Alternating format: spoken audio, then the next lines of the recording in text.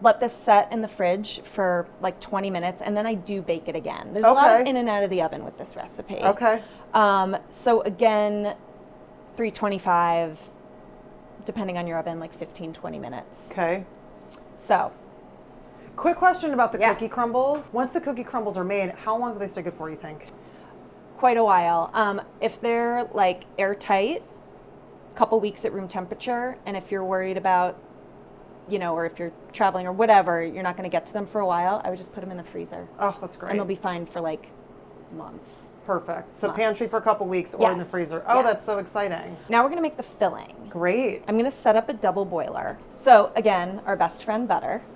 Love it. Butter enthusiasts here. And some really good dark chocolate. Just use a good dark chocolate that you like the taste of. Okay. We're going to make the filling, the middle layer, which is essentially, it's based on a flourless chocolate cake. Who doesn't love a flourless chocolate cake? But this one is really rich. So it's 4 yolks and 1 whole egg. Perfect. And on the double boiler, we have our butter and our dark chocolate melting. Yep, and that's almost there. So do you want me to whisk these up? Yeah, we're going to whisk these up with some sugar. Great. That's like half a cup of sugar. So again, you're not using a blender. You're not. No. This is all just, love it. Yeah. Just by hand. So easy. So the one we make at Gage Tollner uses malt powder. Which which I unfortunately.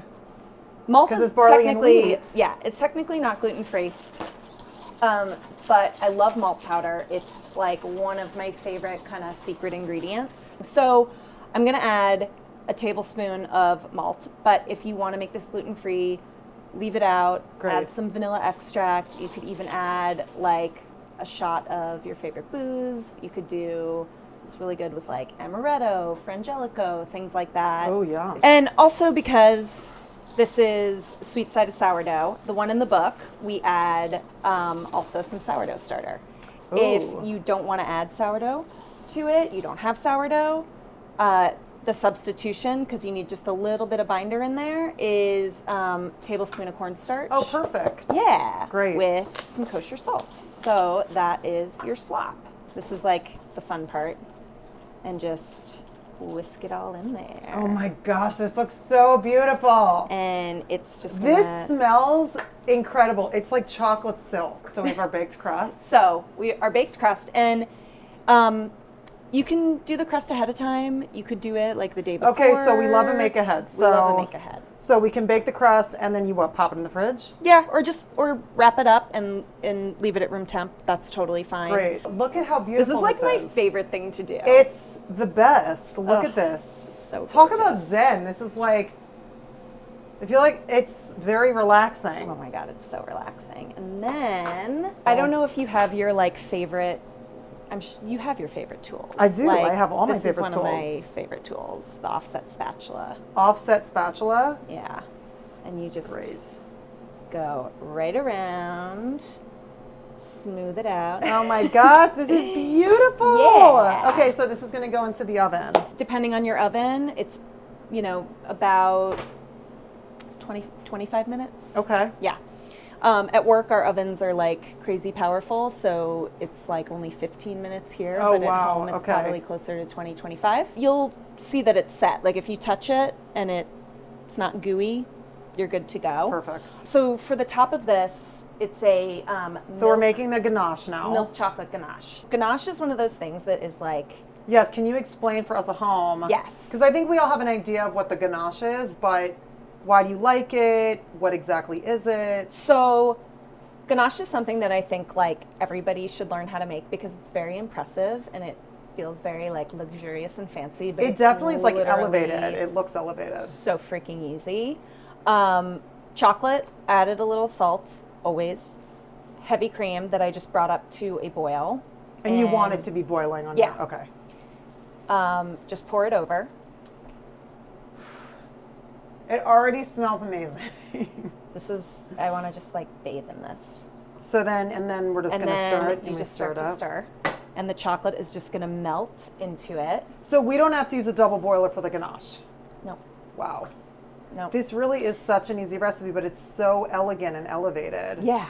Yeah. Which is something that I always like to do because my mom was such a gourmet chef. Like everything was, you see it before you eat it and the experience of eating it. And it was all very elevated type of cooking. And this is a perfect example. That's so easy, but it has that elevated quality. And I also feel like if you are somebody who you want to have people over for dinner and like you really want to like, you want to show them like some hospitality and like really like, you know, you treat your friends to like a beautiful home cooked meal.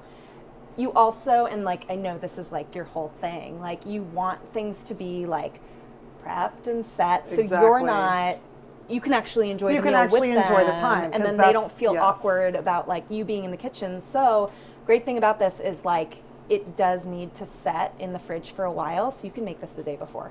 Great. Morning of, day I am before. all about a prepped ahead. Like, even like 2 or 3 days before, it's fine. It's so full of like all this delicious fat that like nothing's gonna happen. And then before your event, just pull it out and bring it to room temperature? Yep. Oh, that's so great. I'm gonna make this. More butter, best friend butter. Oh my gosh. And that just helps it kind of get like really nice and glossy. Once this is cool, and all of your butter is melted in, you just pour the ganache over. It's just gonna spread itself out. Oh my goodness. You don't even need to like smear it around because it's just gonna like flow into place. You put it in the fridge. And that's it. So we don't bake the ganache? No. Oh my gosh. And you just want it to just set in the fridge. Like, wow. The best is overnight.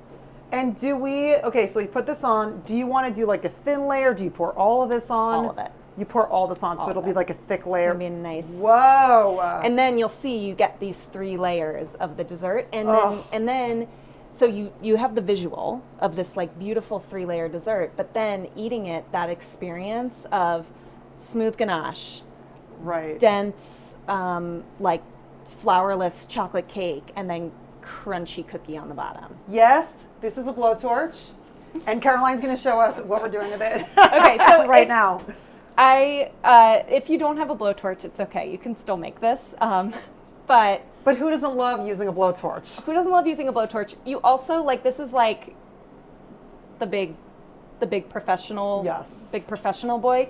You can buy little like home blowtorches that are slightly less frightening than this. Like snap. So this is the reason why I love using a springform pan.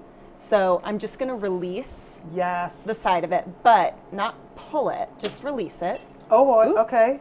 There we go. Okay, and so we release it and then, wait, you're doing the side of it? You do the side. And it's just going to pull away really neatly. Oh my gosh. Is that another technique? Yeah, melt the chocolate a little bit. And then... Okay, that is an awesome technique right there. That is some pro... Caroline, you just shared the truth with us. This is going to be hot because you just blowtorched it. That's some pro truth right there. Just be careful. And then you just oh my goodness, shimmy it off like that. Come on, that is stunning. And then you can see, this is what I love. Whoa. Like I love, see how the chocolate like melts down a little bit and you see like all the layers. That is insane. Caroline, that's beautiful. Thank you. But you can do it at home, which is the best part. Oh my gosh. Like, it's not hard. So then at home, so I know at Gage you have all these gorgeous sauces, which we're going to talk through. At home, what do you think we should do to top it? Or we just serve it because it's so beautiful? You can just serve it as is. You can do a little bit of like unsweetened whipped cream or just like a little dollop. Yep, or a little creme fraiche, which I love. I like it unsweetened. It's great with ice cream. Wow. It's or just like standalone. It's so beautiful. If you want to slice it really clean and just like impress everybody. Yes. You want a knife in hot water. Okay, wait. So these are the tips and techniques. These are the tips. Tools of the trade. Please educate us. So. Is this hot water? I have my knife hot water. Okay. And just want to dry it off really quick. Okay, perfect. And then I'm going to get right in here. And this has been sitting at room temp, which is nice because the ganache just sort of tempers a little bit. Wow. So each time you want to re-dip it in the water? Yeah. Great. And you're so going to re-dip it in the water, wipe it off with a towel. Yep, because you don't want Perfect. droplets of water on here. Is that a trick you do with all of your desserts when you're slicing? Yep. Cheesecake as well. This is perfect. And people are going to freak out. They're going to be like, oh my God. Look at how Look perfect at these that right cut angles. is. Look at these. Look at these. This is like a geometry class. And we're learning how to make this gorgeous dessert. So however many portions, you can get 12 portions out of this. So this is how I plate it for Gage and Tollner. So I do a dollop of the espresso creme anglaise. Oh. Then I have our beautiful salted caramel sauce. Oh my goodness. Which we make in these like giant, like 8-quart tubs, and I could just live in it. And then use your little offset. This little tool, that's a great. Little we gotta offset talk about guy, that and little look tool. at the layers. I cannot Look at believe it. how perfect that is. That is perfect. It's so gorgeous. So that goes right on top. Oh, you just plop it on top. I just pop it right on top. And then you can do a little bit of the chocolate crumb that's a crust great idea. right on top. Oh, that's so pretty. And like, look, it's just so, Oh my gosh. she's just perfect. Caroline, that is gorgeous. Thank you. And so easy and so elegant and so elevated. And make ahead, no We fancy love a equipment. make ahead.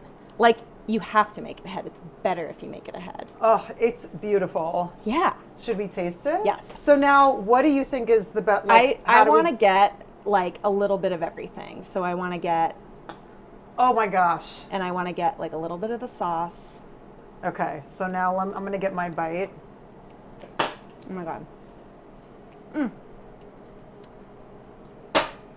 Come on, Caroline. It's insane. That is amazing. Totally gluten free. 100%. That is gorgeous. Thank you. Oh my gosh, she's giving some to bring home to my kids. They are gonna flip out. Yep. Oh my god, I'm so tempted to. Thank you so much. Oh my God, thank you. This was so This wonderful. was such a pleasure. Oh my gosh, Sweet Side of Sourdough, Caroline Schiff. Thank you so much for God. having us here. Thank you. Recipes in my book. It's on the menu at Gage and Tollner. And yeah. You guys, this is it. stunning.